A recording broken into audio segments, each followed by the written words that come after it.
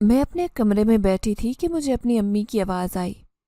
ان کی آواز سن کر میں فوراً ان کے پاس چلی آئی۔ اس وقت وہ باورچی خانے میں موجود کھانا پکا رہی تھی۔ مجھے دیکھتے ہی کہنے لگی، بیٹا ابھی ابھی میری دوست صالحہ کا فون آیا ہے، تمہیں دیکھنے لڑکے والے آ رہے، اچھی طرح سے تیار ہو جاؤ۔ ان کی بات سنتے ہی میرے ہاتھ سے چائے کا کپ چھوٹ کر گر گیا۔ میری امی نے مجھے اچنبھے سے دیکھا اور کہنے لگی، زہرا کیا ہو گیا ہے؟ یہ کوئی اتنی انوکھی بات تو نہیں ہے، نہ کوئی حیرانی والی بات ہے جسے سن کر تم نے چائے کا کپ ہی توڑ دیا۔ امی افسوس کر رہی تھی، لیکن میں انہیں کیا بتاتی کہ ایک بار پھر میں جس عذاب سے گزرنے والی ہوں۔ نہ جانے کیوں جب بھی کوئی مجھے دیکھنے آتا تو میری عجیب سی کیفیت ہو جاتی۔ دل و دماغ میں طرح طرح کے خدشات جنم لیتے، لیکن میں کسی کو یہ بات نہ بتاتی کہ سب لوگ پریشان ہو جائیں گے۔ یہ زیادہ تر اس وقت ہوتا جب میرے رشتے کے حوالے سے یا شادی کے حوالے سے کوئی بات ہوتی۔ میں بہت زیادہ ڈر گئی تھی اور اپنے کمرے میں آ گئی۔ امی کی آواز میرے کانوں میں گونجی تو میں نے سوچا کہ اس بار میرا وہم ہوگا، ایسا کچھ نہیں ہوگا۔ پچھلی 2 دفعے بھی کچھ نہیں ہوا تھا۔ اس دفعہ ابھی تک میں بھول نہیں سکی تھی اسے۔ بھول بھی کیسے سکتی تھی؟ وہ بھولنے والی چیز ہی نہیں تھی۔ امی کی ہدایت کے مطابق ناشتے کے بعد گھر کی صفائی میں نے کر لی تھی اور پھر اس کے بعد الماری سے اپنے لیے سوٹ نکالنے لگی۔ وہ لوگ شام کی چائے پر آ رہے تھے۔ میں نے سوچا کہ کیوں نہ ابھی سے ساری تیاریاں مکمل کر لوں۔ ڈرتے ڈرتے میں نے انتہائی وہمی دل کے ساتھ اپنی الماری سے خوبصورت سا جوڑا نکالا جو مجھے میری دوست نے سالگرہ پر دیا تھا۔ یہ سوٹ مجھے جب سے ملا تھا میں نے اسے الماری میں رکھ دیا۔ یہ میرا پسندیدہ سوٹ تھا، چنانچہ میں نے اسے ہینگر میں لٹکایا اور اپنی دوسری جیولری نکالنے لگی۔ ابھی میں جیولری نکال کر مڑی ہی تھی کہ یہ دیکھ کر میرے پیروں تلے سے زمین نکل گئی۔ میرا وہ خوبصورت سا سوٹ ہینگر سے نکل کر زمین پر بکھر چکا تھا۔ اس پر جا بجا کالے دھبے نظر آ رہے تھے۔ میں وہیں اپنا دل تھام کر بیٹھ گئی۔ بھلا یہ کیسے ہو سکتا تھا؟ میں نے ابھی جب الماری سے یہ سوٹ نکالا تھا تو یہ بالکل صاف ستھرا تھا، ہر قسم کے داغ دھبے سے پاک تھا، نہ کوئی دھول مٹی تھی اور نہ ہی کسی قسم کے داغ موجود تھے۔ لیکن اب بس مڑنے کی دیر تھی کہ یہ سب کچھ ہو گیا۔ میں وہم و گمان میں بھی نہیں کر سکتی تھی کہ اس بار ذرا کچھ مختلف سا ہوگا۔ میں اپنے دل کو تھام کر فوراً سے ڈرتے ہوئے امی کے پاس آئی اور ان سے کہنے لگی، امی آپ سے کہہ رہی تھی نا کہ مجھے ڈر لگ رہا ہے، عجیب سے واقعات ہو رہے ہیں، لیکن آپ اسے میرا وہم قرار دیتی۔ آئیے ذرا میرے ساتھ میرے کمرے میں، چلیے دیکھیے کیا ہوا ہے۔ میری بات سنتے ہی امی بھی بری طرح سے گھبرا گئی۔ میرے پیچھے پیچھے چل کر میرے کمرے میں آ گئی۔ میں نے اشارے سے ان کی توجہ زمین پر گرے سوٹ کی طرف دلائی تو وہ حیران پریشان سی آگے بڑھیں اور مجھے دیکھ کر کہنے لگی، زہرا یہ کیا ہو گیا ہے؟ کل تو میں نے اسے الماری میں تہ لگا کر رکھا تھا، بالکل صاف ستھرا تھا، کوئی ایک دھبا بھی اس پر موجود نہیں تھا۔ ضرور تم سے کوئی کارستانی ہوئی ہے اور اب تم مجھے الٹی سیدھی کہانیاں سنا کر اپنی غلطی چھپا رہی ہو تاکہ میں تمہیں نہ ڈانٹوں۔ امی کی بات سن کر میری آنکھوں میں آنسو آ گئے۔ میں نے انہیں کہا کہ امی میں بھلا ایسے کیوں کروں گی؟ آپ میری بات کتنے دن سے سمجھنے کی کوشش ہی نہیں کر رہی۔ میں آپ کو کیا بتاؤں کہ جب بھی کوئی مجھے دیکھنے کے لیے آتا ہے تو میرے ساتھ اسی طرح کے عجیب و غریب قسم کے واقعات ہوتے ہیں۔ پچھلے واقعات آپ بھول گئی ہیں؟ آپ کو اچھی طرح سے یاد ہوگا کہ اس سے پہلے جو لوگ رشتہ لے کر آئے تھے اور میں نے انہیں چائے پیش کی تھی تو کس بری طرح سے چائے میرے ہاتھ سے پھسل کر ان کے کپڑوں پر گر گئی اور وہ لوگ اسی وقت اٹھ کر کھڑے ہوئے اور واپس لوٹ گئے۔ آپ کو کیا لگتا ہے کہ میں اتنی پھوہڑ ہوں مجھے چائے کا کپ پکڑنا نہیں آتا؟ میں نے آپ کو اس دن بھی بتایا تھا کہ امی چائے خود بخود میرے ہاتھوں سے سلپ ہو گئی تھی، حالانکہ میں نے کپ کو مضبوطی سے پکڑا ہوا تھا، اور اس سے پہلے جو رشتہ آیا تھا اس میں بھی میں نے آپ سے کہا تھا کہ امی میں نے ساری چیزیں بنا لی، اب چکھ لیجئے گا۔ آپ کو یاد ہوگا کہ آپ نے ساری چیزیں چکھی تھی، لیکن جب مہمانوں کے سامنے چیزیں پیش کی تو کھانے بہت زیادہ تیکھے ہو گئے تھے اور مہمانوں کی آنکھوں سے آنسو نکل رہے تھے۔ تب میں بہت زیادہ شرمندہ ہو گئی اور آپ کو لگا کہ شاید میرے رشتے والوں کو بگانے کے لیے میں یہ سب کر رہی ہوں، لیکن خدا گواہ ہے کہ میں خود بھی ان سب چیزوں سے پریشان ہوں۔ نہ جانے کیا ہو گیا ہے، میرا نہ کسی چیز میں دل لگتا ہے، نہ گھلنے ملنے کا من ہوتا ہے۔ ابھی پچھلی دفعہ جو کزن کی شادی ہوئی تھی اس میں بھی میں نہیں جا پائی۔ جیسے ہی تیار ہونا شروع ہوتی ہوں تو عجیب سی کیفیت ہونا شروع ہوتی ہے اور میں بے بس ہو جاتی ہوں۔ دل کرتا ہے کہ بس سو جاؤں اور کہیں نہ جاؤں، بس گھر میں بیٹھی رہوں۔ میں آپ کو کہہ رہی ہوں کہ یہ عام علامات نہیں ہیں امی، مجھے کچھ بھی اچھا نہیں لگتا۔ یہ کہتے ہوئے میں امی سے لپٹ کر رونے لگی تو امی صحیح معنوں میں پریشان ہو گئی۔ انہوں نے مجھے پیار سے چپ کروایا اور کہنے لگی، بیٹا وہم نہ کیا کرو، تمہیں نظر لگی ہے اور کچھ نہیں ہے، میں تمہاری نظر اتاروں گی تو سب ٹھیک ہو جائے گا۔ ویسے بھی تم خوبصورت ہو، ہاتھ لگانے سے میلی ہو جاؤ، اس حد تک خوبصورت ہو تم، تبھی تو تمہیں نظر لگ جاتی ہے، فکر نہ کرو سب ٹھیک ہو جائے گا۔ انہوں نے مجھے پیار سے سمجھاتے ہوئے تسلی دی تو میں کافی حد تک بہتر محسوس کرنے لگی۔ پھر انہوں نے وہ سوٹ اندر رکھ دیا اور ایک دوسرا سوٹ نکال کر اپنے کمرے میں رکھائی۔ کہنے لگی، بیٹا اب یاد سے تیار ہو جانا، ایسی تمام سوچوں کو دل سے نکال لینا۔ آج بس تم تیار ہو کر مہمانوں کے سامنے بیٹھ جانا، باقی ساری تیاری میں دیکھ لوں گی۔ میں نے اس بات میں سر ہلایا اور کمرے میں آ گئی۔ یہ دوپہر کا وقت ہو رہا تھا۔ میں نے سوچا کہ کیوں نہ تھوڑی دیر کے لیے لیٹ جاؤں اور آرام کر لوں، صبح سے کام کر رہی تھی۔ یہی سوچ کر میں اپنے پلنگ پر لیٹ گئی۔ تھوڑی دیر میں نیند کی وادی میں کھو گئی کہ اچانک مجھے ایسے محسوس ہوا میرے کان کے قریب کوئی سرگوشی کر رہا ہے اور مجھے انتہائی مدھم اور دھیمی آواز میں کچھ کہہ کر اپنی جانب متوجہ کر رہا ہے۔ میرے رونگٹے کھڑے ہو گئے۔ میں چوکنا ہو کر ادھر ادھر دیکھنے لگی کہ کون ہے، لیکن وہاں کوئی موجود ہی نہیں تھا۔ تو پھر یہ سرگوشی کیسے سنائی دی؟ اسی دوران مجھے اپنے ہاتھ کے قریب سرسراہٹ کی آواز آئی اور کسی موذی جانور کے ہونے کے ڈر سے میں اچھل کر جیسے ہی پیچھے ہٹی تو یہ دیکھ کر حیران رہ گئی کہ وہاں ایک انتہائی خوبصورت گلاب کا پھول موجود تھا، جس کی خوشبو میرے نتھروں میں گھس کر میرے پورے وجود پر نہ صرف چھا رہی تھی بلکہ کمرے میں بھی اس کی ہلکی ہلکی مہک محسوس ہو رہی تھی۔ میں تھر تھر کانپنے لگی اور گھبرا کر جیسے ہی اپنے کمرے سے باہر جانے لگی تو ایک دم سے میری آنکھ کھل گئی اور سکون کی ایک سانس میرے منہ سے برآمد ہوئی۔ شکر ہے یہ خواب تھا۔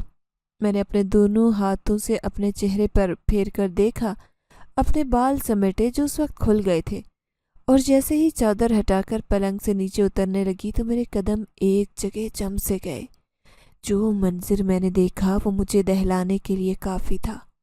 وہاں واقعی میں گلاب کا پھول موجود تھا اور اس سے نکلنے والی دھیمی پیاری خوشبو نہ صرف پورے کمرے میں چھائی ہوئی تھی بلکہ میرے پورے وجود سے بھی گلاب کی خوشبو آ رہی تھی۔ میں اپنی جگہ ششدر رہ گئی کہ بھلا یہ کیسے ہو سکتا ہے۔ مجھے یہ تو معلوم ہو گیا تھا کہ میں جو کچھ دیکھ رہی تھی وہ ایک خواب تھا، لیکن خواب تو ختم ہو جانا چاہیے، پھر یہ گلاب کا میرے کمرے میں کیا کام اور یہ کہاں سے آیا؟ اس کی خوشبو پورے کمرے میں کیسے پھیل گئی؟ یہ سوال میرے ذہن میں سر اٹھانے لگا تو خوف کے مارے ایک سرد سی لہر میری پوری ریڑھ کی ہڈی میں دوڑ گئی۔ میں وہیں کھڑی رہ گئی۔ اسی دوران کمرے کا دروازہ بجا تو میں پورے وجود میں کپ کپی طاری ہونے لگی، ایک دم سے ہل کر رہ گئی۔ فوراً سے گلاب کے پھول کو اٹھا کر سائڈ ٹیبل کے دراز میں ڈالا اور دروازہ کھول دیا۔ وہاں میری امی کی بجائے میری کزن موجود تھی۔ گلاب کے پھول کو چھپانے کا مقصد یہ تھا کہ کہیں کوئی میرے بارے میں غلط نہ سوچ لے اور میرے کردار کے بارے میں کوئی شک نہ کرے کہ کہیں میرے لڑکوں کے ساتھ مراسم ہے۔ یہی وجہ تھی کہ میں نے فوراً سے وہ گلاب کا پھول اٹھا کر چھپایا۔ اس کے بعد دروازہ کھولا، لیکن حقیقت تو یہ تھی کہ میرا پورا وجود زلزلوں کی زد میں تھا۔ خواب حقیقت میں کیسے بدل گیا؟ اور بھلا جو میں نے خواب دیکھا تھا وہ کہیں حقیقت تو تھی ہی نہیں۔ یہ سارے سوال میرے ذہن میں پرورش پانے لگے، لیکن میں نے خود کو نارمل کرنے کی کوشش کی اور اپنے کزن کے سامنے حتی الامکان مسکرانے کی اداکاری کی، اسے اندر آنے کا کہا۔ وہ میری اچھی سہیلی تھی۔ اسے جب پتہ چلا کہ مجھے دیکھنے کے لیے لڑکے والے آ رہے تو فوراً سے امی سے اجازت لے کر مجھ سے ملنے آ گئی۔ کیسی ہو تم؟ اور آج کیا پہن رہی ہو؟ دیکھو اچھے سے تیار ہو جانا۔ مجھے پتا ہے کہ پہلے 2 لوگ بھی تمہیں ٹھکرا کر چلے گئے۔ نہیں نہیں، میرا مقصد تمہارا دل دکھانا نہیں ہے، لیکن میں اچھی طرح سے جانتی ہوں کہ یہ بہت تکلیف دہ ہے۔ ہر کسی کے سامنے چائے کی ٹرے لے کر خود کو نمایاں کرنا یہ ہر لڑکی کے لیے بہت مشکل ہوتا ہے تاکہ اسے پسند کر لیا جائے۔ وہ میرا ہاتھ پکڑ کر پیار بھرے انداز میں آہستہ آہستہ مجھے سمجھانے لگی۔ میں بس مسکرا کر رہ گئی۔ اسی دوران میرا موبائل بجا اور میرے 14 طبق روشن ہو گئے کہ میرا موبائل اسی دراز میں تھا جس میں پھول تھا اور میری کزن وہیں دراز کے پاس بیٹھی ہوئی تھی۔ موبائل کی آواز سنتے ہی اس نے بے اختیار دراز کھولا اور موبائل مجھے نکال کر جیسے ہی تھمایا تو نہ چاہتے ہوئے بھی اس کی نظر گلاب کے پھول پر پڑ گئی، جس کی مہک دراز کھولتے ہی پورے کمرے میں پھر سے پھیل گئی۔ میں اپنی جگہ دنگ سی رہ گئی کہ اب کیا ہوگا۔ میرے چہرے پر پسینہ آنے لگا۔ پھول دیکھتے ہی اس کی آنکھیں بھی حیرت سے پھیل گئی۔ اس نے فوراً وہ پھول اٹھایا، اپنے نتنوں سے اس کی خوشبو سونگھی اور کہنے لگی، زہرا، تمہارے پاس یہ پھول کہاں سے آیا؟ تم جانتی ہو یہ پھول بہت زیادہ قیمتی ہے اور صرف خاص علاقوں میں ہی پایا جاتا ہے۔ اسے پھولوں کے حوالے سے بہت معلومات تھی۔ وہ پھولوں کی دیوانی تھی، اسی لیے وہ پھول فوراً اٹھا کر مجھ سے پوچھنے لگی۔ میں اسے کیا بتاتی کہ کہاں سے آیا؟ مجھے کچھ نہیں پتا، یہ کام والی آنٹی کا بیٹا ہے نا 15 سال کا، وہ لایا تھا، مجھے اچھا لگا تو میں نے اسے لے کر رکھ لیا۔ مجھے فوراً سے بہانہ بنانا پڑا۔ سچ کہہ رہی ہو نا؟ اس نے مجھے مشکوک انداز میں دیکھا تو میں نے اپنے کندھے اچکا دیے۔ کہنے لگی، تمہیں ایک بات بتاؤں، یہ پھول مشہور ہے کہ صرف کوہ کاف کے علاقوں میں ہی میسر ہے، اور تمہیں ایک بات اور بتاؤں، یہ سن کر تم ڈر جاؤ گی کہ کوہ کاف کے علاقے میں جو بھی جاتا ہے وہ واپس نہیں آتا۔ کہتے ہیں وہاں جن جادو کا بسیرا ہے، اور ایک بار وہ اپنی بستی میں کسی کو داخل ہوتا دیکھ لے تو پھر اسے دوبارہ واپس نہیں آنے دیتے اور وہ وہیں کا ہو کر رہ جاتا ہے۔ میں حیران ہوں کہ تمہارے پاس یہ پھول کیسے آ گیا۔ مجھے یہ بہت پسند آیا ہے، میں اسے اپنے گھر لے جاؤں گی۔ اس کی بات سنتے ہی ساتوں آسمان اور زمین پوری قوت سے میرے سر پر آ گرے۔ کوہ کاف کا پھول جن زادے۔ میں نے بمشکل تھوک نکلا اور اسے رکھنے کی اجازت دے دی۔ وہ خوشی خوشی اسے لے کر باہر چلی گئی، لیکن میرے پورے وجود پر کپ کپی طاری ہو گئی کہ جو کچھ میں نے سنا تھا اور اس کے بعد میں نے اپنی زندگی کے تمام واقعات پر نظر دوڑائی تو میرے پیروں تلے سے زمین نکل گئی کہ جو کچھ میں نے سوچا تھا وہ سب ٹھیک تھا، جو سارے واقعات میرے ساتھ ہو رہے تھے وہ سب نارمل تھے، یا اس کے پیچھے ایک بڑی وجہ تھی۔ میں بس سوچ کر رہ گئی۔ میں وہیں بیٹھ کر اپنے ماضی میں گم ہو گئی کہ مجھے اچھی طرح سے پتہ تھا کہ ان واقعات کا آغاز کیوں ہوا تھا، کیسے ہوا تھا اور کہاں سے ہوا تھا۔ میرا نام زہرا ہے۔ میں اپنے والدین کی اکلوتی بیٹی ہوں۔ مجھ سے بڑے 2 بھائی ہیں۔ میرے والد کا کپڑے کا کاروبار تھا، ان کی ایک فیکٹری تھی، گزر بسر اچھا ہو رہا تھا، کسی قسم کی کوئی پریشانی نہیں تھی۔ ہمارا تعلق امیر گھرانے سے تھا جہاں روپے پیسے کی کوئی کمی نہیں تھی۔ بڑے دونوں بھائی ڈاکٹر تھے، تعلیم یافتہ تھے، انہوں نے اپنا کلینک کھولا ہوا تھا۔ میں بھی گریجویشن کر رہی تھی۔ میری عمر بڑھنے لگی تو امی کو اس بات کی فکر ہوئی کہ اب مجھے اپنے گھر کا ہو جانا چاہیے۔ میری تعلیم مکمل ہونے کے ساتھ ہی امی نے رشتے دیکھنا شروع کر دیے۔ چند ایک لوگوں نے اپنی خواہش بھی ظاہر کی، لیکن پھر بات نہیں بن پائی۔ اسی دوران دونوں بڑے بھائیوں نے اپنی پسند سے امی کی رضامندی کے ساتھ شادیاں کر لی اور اپنے اپنے گھروں میں منتقل ہو گئے۔ امی کو کوئی اعتراض نہیں تھا، بلکہ وہ تو خوش تھی کہ ان کے دونوں بیٹوں کی زندگی بس گئی ہے۔ بس وہ میرے حوالے سے پریشان رہتی، ابو کو بھی بار بار کہتی رہتی، لیکن ابو ان سے ایک ہی بات کہتے کہ جب میری زہرا کا نصیب کھلنا ہوگا کھل جائے گا، تم کیوں پریشان ہوتی ہو؟ جیسے سب کا مالک اللہ ہے تو اس کا مالک بھی اللہ ہی ہے، وہ تم سب سے زیادہ اس کے لیے محبت رکھتا ہے۔ میں ابو کی محبت پر حیران رہ جاتی۔ وہ مجھ سے کتنی محبت کرتے تھے۔ میں ان سے بہت زیادہ مانوس تھی۔ دن اچھے گزر رہے تھے، بالکل آرام دہ، کسی چیز کی کوئی فکر نہیں تھی۔ لیکن پھر وہ سب ہوا جس کا میں نے کبھی سوچا بھی نہیں تھا، نہ کبھی گمان کیا تھا۔ میرے والد صاحب اچانک ایک حادثے میں انتقال کر گئے۔ ان کے جانے سے ہماری زندگیوں میں جو خلا پیدا ہوا وہ تو الگ کہانی تھی، لیکن جو معاشی حالات ہمارے اوپر آئے وہ ہمیں سر سے پیر تک ہلا کر رکھ گئے۔ ایک دم سے سارا کاروبار تباہ و برباد ہو گیا، کوئی سنبھالنے والا نہیں تھا۔ بھائی تو شادی کے بعد ہی بیرون ملک کے لیے روانہ ہو گئے اور وہیں اپنی فیملی کے ساتھ رہ رہے تھے۔ اب یہاں پاکستان میں اور میری امی کے اکیلی رہ گئی تھی۔ امی بیوہ ہو گئی۔ انہیں اس حقیقت کو قبول کرنے میں وقت لگا تھا اور میری زندگی میں جو کمی رہ گئی تھی وہ چاہ کر بھی پوری نہیں ہو پائی۔ ہمیں ساری فیکٹری سے ہاتھ تو دھونا ہی پڑا، ساتھ ساتھ اس گھر کو بھی چھوڑنا پڑا جس گھر میں ہم رہ رہے تھے، کہ ابو کے اوپر قرض بھی چڑھا ہوا تھا جس کا ہمیں علم نہیں تھا۔ چنانچہ گھر بھی بیچنا پڑا اور فیکٹری سے تو پہلے ہی ہاتھ دھو بیٹھے تھے۔ اسی لیے ماموں کی مدد سے پہلے ہم یہاں ایک چھوٹے سے 2 کمرے کے گھر میں آ گئے، جہاں صرف اور صرف میں اور میری امی رہائش پذیر تھے۔ شروع کے دن تو مشکل تھے، کٹھن تھے۔ بھائیوں نے کوشش کی کہ وہ ہمیں اپنے پاس بلا لیں لیکن کامیاب نہیں ہو سکے، تو امی نے انہیں منع کر دیا اور کہنے لگیں کہ ہم یہاں اللہ کے حکم سے خاندان کے درمیان ہی رہ رہے ہیں، چنانچہ تم لوگ ہمارے لیے اپنی سیٹل لائف نہ چھوڑو، ہم یہاں ٹھیک ہے۔ امی کو ویسے بھی بھائیوں سے کوئی شکایت نہیں تھی، انہوں نے بس قسمت کی ستم ظریفی سمجھ کر سب قبول کر لیا۔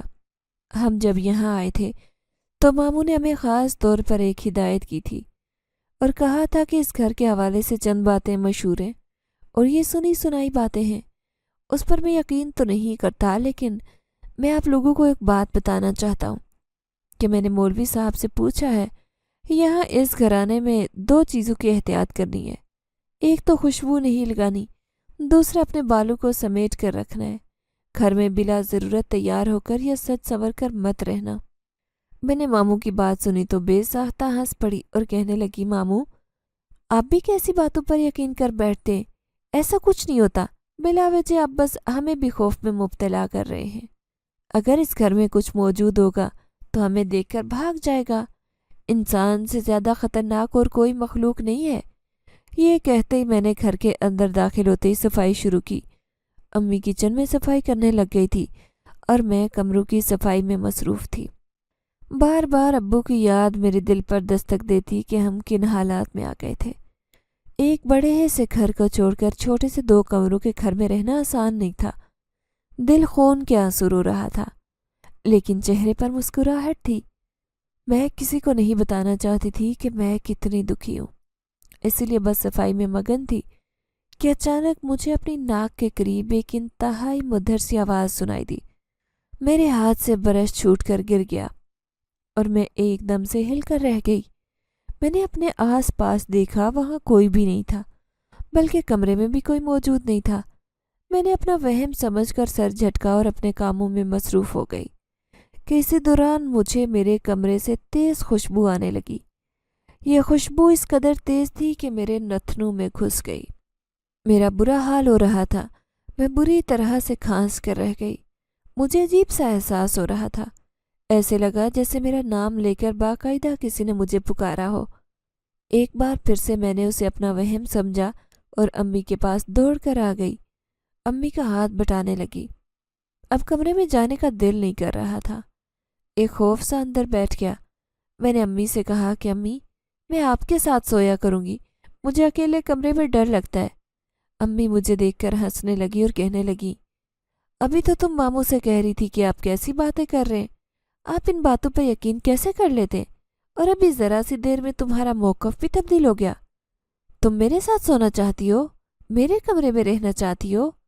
امی اب میرا مذاق اڑانے لگی تو میں نے اپنے دل کو مضبوط کیا اور کہنے لگی، ٹھیک ہے، میں آپ کے ساتھ نہیں سوؤں گی، میں اپنے کمرے میں ہی چلی جاؤں گی۔ اس رات میں کمرے میں اکیلی سوئی، پر کیسے سوئی یہ مجھے ہی معلوم تھا۔ ہوا یوں کہ ابو کی یاد آ رہی تھی اور ان کی یاد میں آنسو بہا رہی تھی کہ اچانک میرے کان کے قریب سرگوشی ہوئی، زہرا تم کیوں رو رہی ہو؟ میں اٹھ کر بیٹھ گئی اور آس پاس دیکھنے لگی تو وہاں کوئی بھی نہیں تھا۔ اپنا وہم سمجھ کر میں نے کمبل سر تک اوڑھ لیا۔ اب صحیح معنوں میں مجھے ڈر لگنے لگا، جو بار بار سرگوشی میں میرا نام لے کر مجھے پکارتا تھا۔ ابھی اس گھر میں آئے ہوئے مجھے کتنے دن ہوئے تھے؟ میں خوف کا شکار ہو گئی اور ماموں کی باتیں میرے دماغ میں گونجنے لگی۔ تب مجھے احساس ہوا کہ جب میں صفائی کر رہی تھی تبھی نہ جانے مجھے کیا ہوا۔ میں نے اپنے درا سے خوشبو نکال کر نہ صرف خود پر چھڑکی بلکہ کمرے پر بھی پھیلا دی۔ اب میرے اوسان خطا ہو گئے کہ ماموں نے تو ان چیزوں سے منع کیا تھا، اور میں نے نادانی میں وہی حرکت کر لی۔ اب کیا ہونا تھا؟ 2-3 دن تو سکون سے گزر گئے، لیکن پھر جو کچھ ہوا وہ ناقابل یقین تھا۔ اس گھر میں آتے ہی میرے رشتے آنا بند ہو گئے۔ جب بھی کوئی آتا رشتے پر نہ بات بن پاتی، نہ ہی وہ لوگ دوبارہ آتے، بلکہ رشتے والے لوگ آتے تو الٹی سیدھی چیزیں ہونا شروع ہو جاتی۔ ایک بار تو میرے ہاتھ سے کپ گر گیا، میری متوقع ساس کے ہاتھ کو بھی جلا گیا اور وہ مجھے باتیں سنا کر چلی گئی۔ دوسری بار کھانے میں گڑبڑ ہو گئی اور اس بات پر اعتراض کیا گیا کہ آپ کی بیٹی کو تو کچھ آتا ہی نہیں ہے، یہ بھلا گھر کیا سنبھالے گی۔ تب میں خون کے آنسو پی کر رہ گئی، اور جب رشتے والے اب آ رہے تھے تب نہ جانے نہ صرف میرے کپڑے خراب ہو گئے، بلکہ میرے کمرے میں گلاب کا پھول موجود تھا۔ یہ تمام چیزیں میرا دماغ خراب کرنے کے لیے تھی۔ میں شدید خوف زدہ ہو گئی، جیسے تیسے کر کے تیار ہوئی، اور اس بار رشتے والوں کے سامنے اللہ کا شکر تھا کہ گڑبڑ نہیں ہوئی۔ وہ لوگ مجھے دیکھ کر واپس چلے گئے۔ میں جیسے ہی تھک کر کمرے میں واپس آئی، بال سمیٹنے لگی تو مجھے ایسے لگا کہ جیسے کسی نے میرے بالوں کو چھو کر کھینچا ہو۔ میں کانپ کر رہ گئی۔ پیچھے مڑ کر دیکھا تو کوئی بھی نہیں تھا۔ مجھے لگا شاید میری کزن ہے، اس نے میرے ساتھ ایسا مذاق کیا، لیکن وہ بھی جا چکی تھی اور گھر میں صرف میں میری امی موجود تھے۔ میں نے فوراً بال سمیٹ کر کپڑے بدلے کہ ان کپڑوں میں بے تحاشا خوشبو لگی تھی۔ شاید یہی میری غلطی تھی، اور پھر میں سوچ بھی نہیں سکتی تھی کہ میرے ساتھ کیا کچھ ہونے والا ہے۔ بستر پر جیسے ہی لیٹی تو گلاب کا پھول نظروں کے سامنے گھومنے لگا۔ نہ چاہتے ہوئے بھی میں نے دراز کھول کر دیکھا تو ابھی بھی وہ خوشبو وہاں موجود تھی۔ بھلا یہ کیسے ہو سکتا ہے؟ مجھے گلاب کا پھول کون دے سکتا ہے؟ اتنی سوچ کے ساتھ میں پلنگ پر لیٹ گئی۔ اسی دوران مجھے اپنے ہاتھ پر کسی کا لمس محسوس ہوا۔ میں نے فوراً سے ہاتھ کھینچ کر وہاں دیکھا۔ میں تو یہ دیکھ کر حیران رہ گئی کہ وہاں ناخنوں کے نشانات تھے۔ حالانکہ مجھے کوئی تکلیف نہیں ہوئی تھی، لیکن ناخنوں کے نشان موجود تھے۔ میں بس خوفزدہ نگاہوں سے نشانات دیکھتی رہی۔ اسی دوران تیز ہوا کے جھونکے سے میرے کمرے کی کھڑکی کھل گئی۔ مجھے باقاعدہ ایسے محسوس ہوا جیسے کوئی کمرے میں داخل ہوا ہے۔ میں اپنے آپ میں سمٹنے لگی۔ خوف کے مارے میری آواز میرے منہ میں ہی رہ گئی۔ کون ہے؟ کون ہے وہاں؟ میں نے بآواز بلند پوچھا، اور یہی میری غلطی تھی۔ میرے کان کے پاس سرگوشی ہوئی۔ اس بار میں نے باقاعدہ الفاظ اپنے کانوں سے سنے تھے۔ وہ بالکل واضح تھے اور آواز انتہائی بھاری تھی، جیسے کوئی کہہ رہا تھا کہ زہرا، تم نے میرا کیا حال کر دیا ہے؟ میں تمہیں دیکھتا ہوں تو کوہ کاف کا سکون بھول جاتا ہوں۔ کوہ کاف کا لفظ سنتے ہی مجھے اپنی کزن کا قول یاد آ گیا، جس نے گلاب دیکھتے ہی کہا تھا کہ یہ تو بالکل کوہ کاف کے گلاب جیسا لگتا ہے۔ تو کیا جو خیال میرے ذہن میں اس وقت آیا تھا وہ بالکل سچ تھا؟ کیا کوئی جن زادہ مجھ پر عاشق ہو گیا تھا، اور اسی وجہ سے میرے رشتے میں نہ صرف رکاوٹ آ رہی تھی، بلکہ میرے ساتھ عجیب و غریب قسم کے واقعات بھی پیش آ رہے تھے؟ یہ سوچ ذہن میں آتے ہی میرے پورے جسم میں ایک سرد لہر سی دوڑ گئی۔ میں نے بے تحاشا اپنی آنکھیں میچ کر بند کر لی۔ کیا ہوا زہرا؟ تم مجھ سے ڈر کیوں رہی ہو؟ اب آواز واضح طور پر میرے پاس سے آ رہی تھی، اور میں اچھل کر رہ گئی۔ اس سے پہلے کہ کمرے سے جانے کی کوشش کرتی، مجھے یوں لگا جیسے میرے پاؤں کسی نے باندھے ہوں اور میں چلنے پھرنے سے انکاری ہوں۔ روتے ہوئے آنکھیں کھول کر سامنے دیکھا تو حیران رہ گئی۔ میرے سامنے ایک روشنی منڈلا رہی تھی، ادھر ادھر بھاگ رہی تھی۔ میری آنکھیں پھٹی کی پھٹی رہ گئی۔ اب سرگوشی نما آواز سی روشنی سے آ رہی تھی۔ خدا کے لیے تم جو کوئی بھی ہو مجھے چھوڑ دو، میرا کیا قصور ہے؟ یہ کہتے میں نے باقاعدہ روشنی کے سامنے ہاتھ جوڑے اور رونے لگی۔ یہ سب کچھ میرے لیے انتہائی انوکھا اور خوفزدہ کرنے والا منظر تھا۔ مجھے ایسے لگ رہا تھا جیسے میرے جسم سے میری جان نکل کر آسمان میں پرواز کر رہی ہو۔ وہ خوف سے میری سانسیں بند ہو رہی تھی۔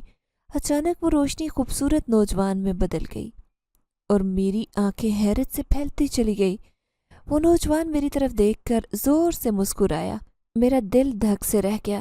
کہنے لگا، کیا ہو گیا تمہیں؟ میرے ہوش اڑا کر تم کہتی ہو کہ میں یہاں سے چلا جاؤں؟ میں تمہیں اپنے ساتھ لے جاؤں گا، یہاں کبھی نہیں چھوڑوں گا۔ تم کیا سمجھتی ہو کہ مجھے دھوکہ دینے میں کامیاب ہو جاؤ گی؟ پچھلی دفعہ جو لوگ آئے تھے ان کے ساتھ غلط کرنے میں میرا ہی ہاتھ تھا۔ میں جن زادہ ہوں اور تمہارا عاشق ہوں۔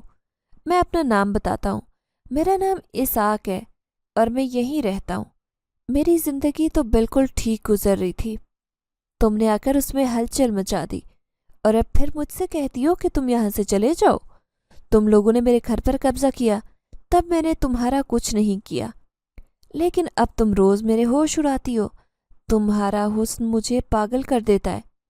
بس اب میں تمہیں اپنے ساتھ کوہکاف لے جاؤں گا اور وہیں تمہارے ساتھ نئی زندگی گزاروں گا۔ یہ سنتے ہی میں فوراً اٹھ کھڑی ہوئی اور بھاگ کر دروازہ کھولتے ہوئے اپنی ماں کے پاس جا کر چمٹ گئی۔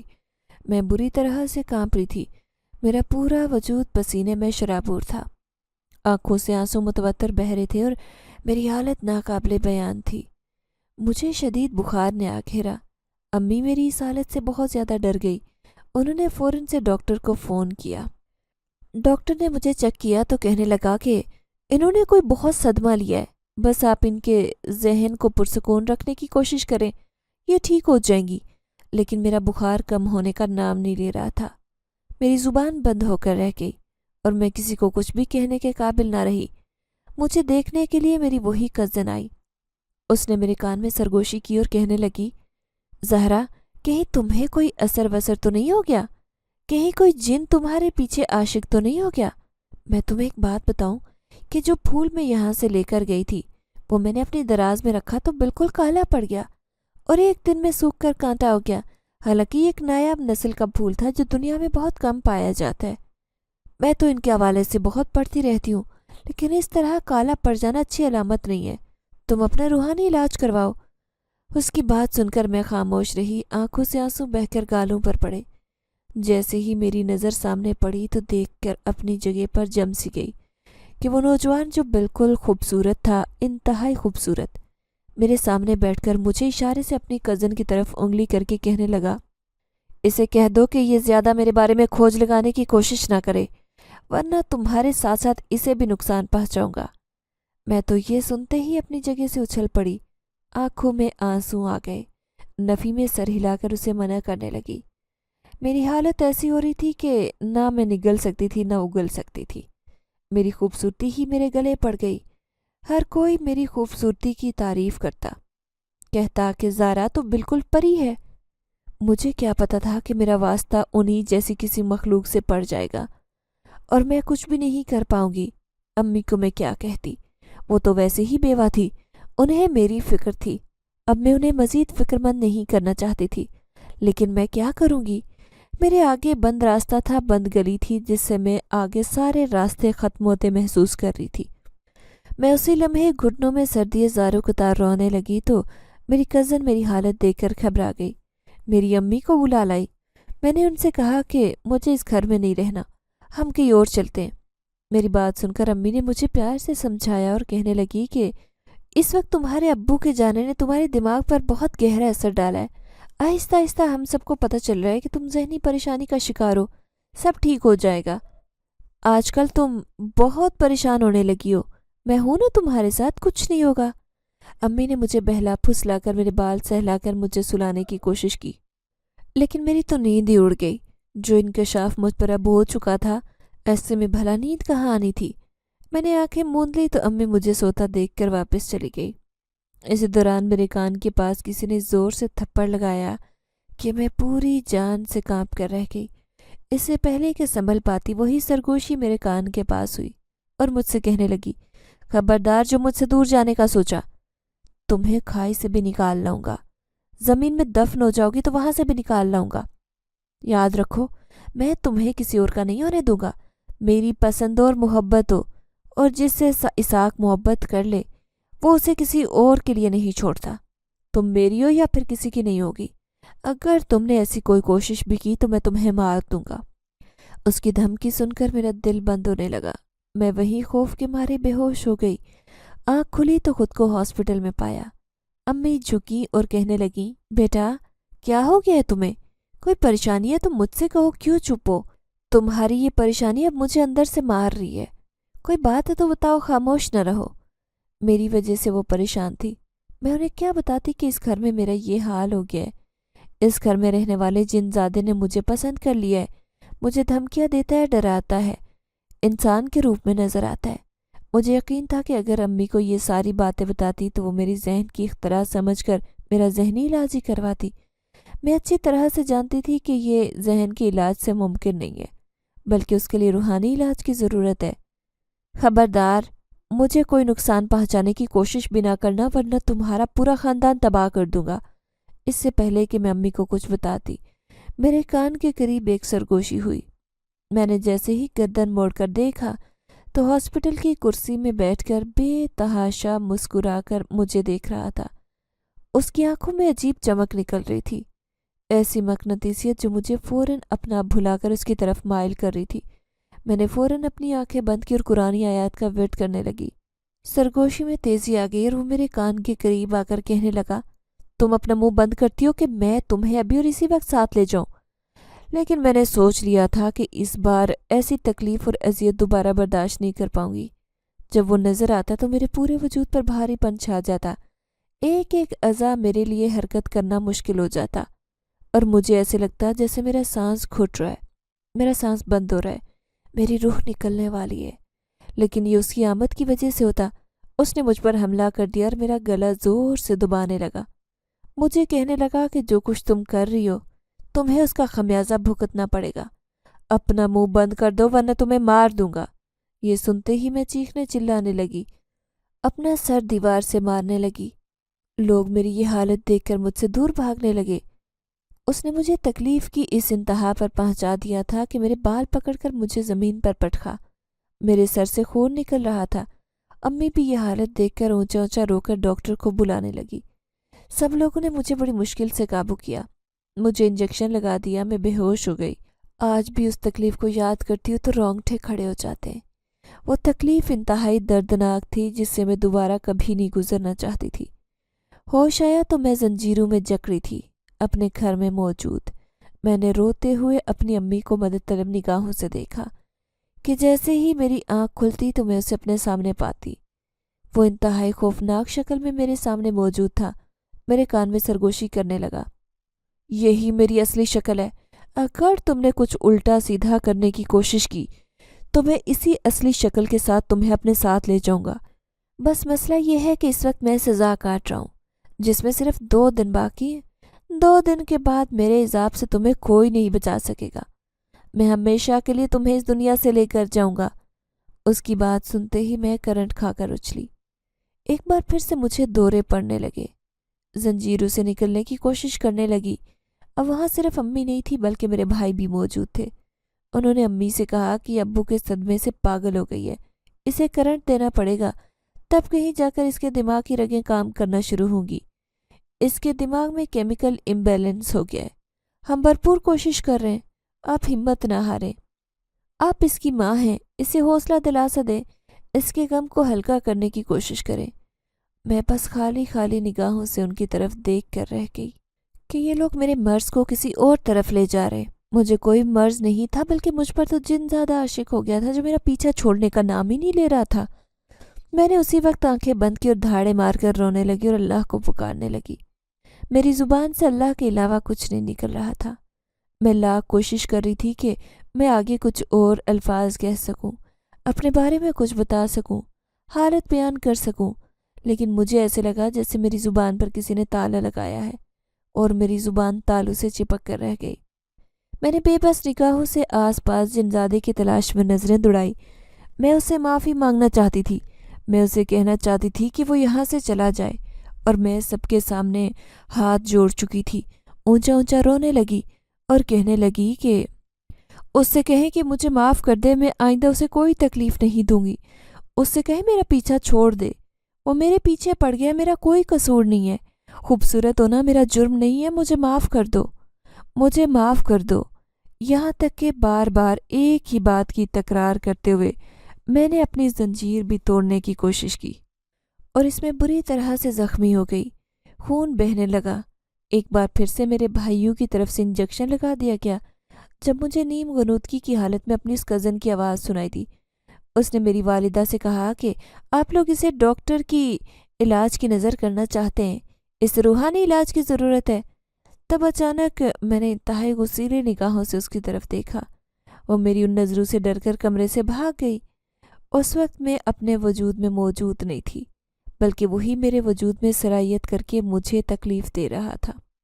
مجھے ایسے لگا کہ جیسے میرے اوپر پورے بدن پر کوئی کوئلے سینک رہا ہے، میرے وجود پر کوئی ہتھوڑی سے کیلیں ٹھونک رہا ہے۔ میرے جسم کا ایک ایک عضو بہت تکلیف میں تھا، یہاں تک کہ میں موت مانگنے لگی اور اللہ سے کہنے لگی، یا اللہ مجھے موت دے دے، یا اللہ مجھے موت دے دے۔ میری حالت بالکل کسی پاگل کی طرح تھی، جو کوئی بھی دیکھتا وہ افسوس کرتا، لیکن کوئی میری تکلیف کا اندازہ نہیں کر سکتا تھا۔ چلا چلا کر میں سب کو کہنا چاہتی تھی کہ یا اللہ ان سب کو حقیقت کا پتہ چل جائے کہ میرے ساتھ کیا ہو رہا ہے، یا اللہ ان سب کو حقیقت دکھا دے۔ وہ لوگ میرے بے ربط جملوں کو سمجھ نہیں پاتے۔ تب امی نے فیصلہ کیا اور انہوں نے ایک عالم کو بلایا۔ عالم کو دیکھتے ہی میں نے جیسے ہی نظر گھما کر دیکھا تو خوف کے مارے وہ کانپنے لگا۔ میرے کان میں سرگوشی کی، ان سے کہہ دو کہ کچھ بھی کرنے کی کوشش کی تو تمہارا آخری دن ہوگا، بھلے میری سزا میں اضافہ ہو جائے۔ میں اپنے قبیلے کی طرف سے سزا میں ہوں، صرف کل کا دن ہے، اس کے بعد سزا ختم ہو جائے گی۔ یہ لوگ مجھے کچھ تکلیف نہیں دیں گے، بلکہ ساری تکلیف تمہیں ہوگی۔ تم اسے منع کر دو، ورنہ پھر درد سے چلاؤ گی، چیخو گی، تمہیں کہیں پناہ نہیں ملے گی، اور پھر بالآخر میں تمہیں اپنے ساتھ لے جاؤں گا۔ تب تم صرف میرے قبضے میں ہوگی اور میں تم سے جو چاہے سلوک کروں۔ ابھی میرے ہاتھ پاؤں بندھے ہیں، سوچو جب میرے ہاتھ پاؤں کھل جائیں گے تو میرے اندر کتنی طاقت ہوگی۔ عالم کو دیکھ کر وہ مجھے ڈرانے لگا، لیکن میں نے ہمت نہیں ہاری۔ پہلی بار اس کی آنکھوں میں آنکھیں ڈال کر بغیر کسی خوف کے کہا، تم نے جتنی تکلیف مجھے دینی تھی دے چکے، اب تمہاری باری ہے کہ تم تکلیف سہوگے۔ میں نے عامل صاحب کی طرف دیکھ کر روتے ہوئے کہا، یہ میرے پیچھے پڑ گیا ہے، جب سے اس گھر میں آئی ہوں ستاتا ہے، تکلیف دیتا ہے، کہتا ہے کہ تم سے محبت کرتا ہوں اور عشق کرتا ہوں، تمہارا عاشق ہوں۔ بھلا یہ کیسا عشق ہے جس میں صرف سزا ہے؟ میں تھک گئی ہوں، یا تو مرنا چاہتی ہوں یا پھر پہلے والی زندگی جینا چاہتی ہوں۔ وہاں کھڑی میری ماں اور میرے بھائیوں نے باقاعدہ طور پر میری گفتگو عامل صاحب سے سنی۔ تب انہیں سمجھ آیا تھا کہ میرے ساتھ کیا مسئلہ ہے۔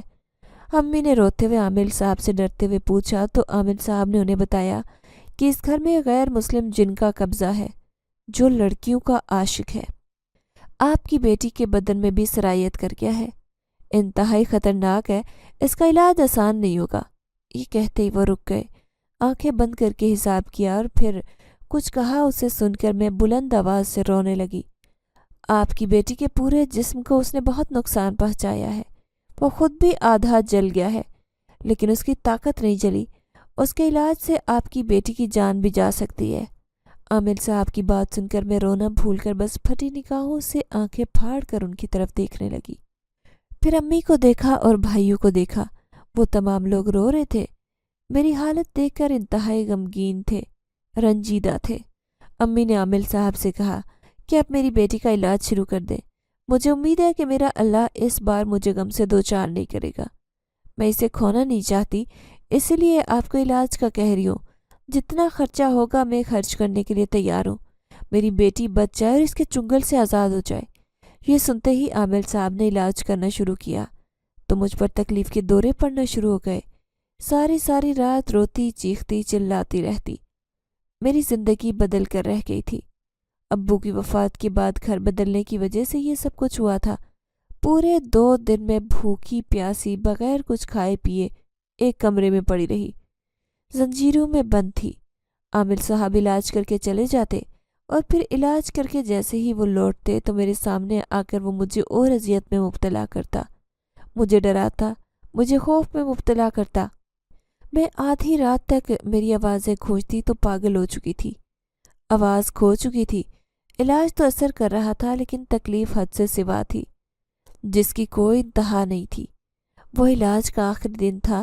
اس نے میرے کان میں سرگوشی کی کہ تم نے مجھے بہت نقصان پہنچایا ہے، میری طاقت ابھی بھی باقی ہے، کل میری سزا ختم ہو جائے گی، میں کل صبح ہی یہاں سے چلا جاؤں گا، یہ لوگ تمہیں کہیں نہیں ڈھونڈ سکیں گے۔ تب اچانک دروازہ کھلا، عامل صاحب اندر آئے۔ انہوں نے مجھے فوراً سے آنکھیں بند کرنے کا حکم دیا اور کہنے لگے کہ جلدی سے اپنی کوئی ایک ایسی نیکی یاد کرو جو تم نے تمام گھر والوں سے چھپ کر کی ہو، اسے یاد کر کے اللہ سے دعا مانگو، یہ علاج کا آخری حصہ ہے، اب تمہیں اللہ ہی شفا دے سکتا ہے۔ میں نے آنکھیں بند کر کے اللہ سے دعا مانگنا شروع کی، رو رو کر آنکھیں بھی خشک ہو چکی تھی۔ میرا پورا وجود زلزلوں کی زد میں تھا۔ لبوں پر دعائیں تھیں، یا اللہ میری دعا قبول فرما، مجھے تکلیف سے نجات دے یا پھر مجھے موت دے دے، میں تجھ سے دعا مانگتی ہوں، تو شفا دینے والا ہے۔ میری آواز میں اس قدر درد تھا کہ وہاں موجود تمام لوگ رو پڑے۔ اس دوران جیسے ہی میں نے آنکھیں کھولی اور دیکھا تو وہ میرے سامنے کھڑا اشارے سے اونچی اونچی آواز سے منع کر رہا تھا۔ اچانک سے اس کے پورے وجود میں ایک آگ بھڑک اٹھی اور وہ میری آنکھوں کے سامنے جھلسنے لگا۔ اس کے جھلستے ہی میرا وجود آہستہ آہستہ سکون میں آنے لگا، میری آنکھیں بند ہونے لگی اور میں بے ہوش ہونے لگی۔ تھوڑی دیر بعد جب ہوش آیا تو جسم بالکل ہلکا تھا، لیکن کمزوری اتنی تھی کہ ہلا نہیں جاتا تھا۔ وہ مر چکا تھا، عامل نے اسے اپنے عمل سے جلا دیا تھا، لیکن جو تکلیف اس نے مجھے دی تھی، میں 3 مہینے تک بستر پر پڑی رہی۔ امی نے مجھے بالکل کسی چھوٹے بچے کی طرح دوبارہ پالا، جو میری زندگی کا اتنا خطرناک واقعہ تھا جسے میں آج تک نہیں بھول سکی، بلکہ کبھی مجھے دوبارہ سے سرگوشی تک سنائی دیتی ہے۔ پر اب میں نہیں ڈرتی کہ وہ مر چکا ہے اور اب کبھی واپس نہیں آ سکتا۔ اس نے میرے اندر بہت ساری کمیاں چھوڑ دی، میری خوبصورتی ختم ہو کر رہ گئی، میں ہڈیوں کا ڈھانچہ بن گئی، لیکن پھر بھی میں اللہ کی شکر گزار ہوں کہ اس نے میری زندگی بچا لی۔ اب میں آہستہ آہستہ زندگی کی طرف لوٹ رہی ہوں اور ایک نارمل زندگی گزارنے کی کوشش کر رہی ہوں۔ میری یہی دعا ہے کہ میرے جیسی زندگی کسی کو نہ گزارنی پڑے اور اللہ سب کو اپنے حفظ و امان میں رکھے۔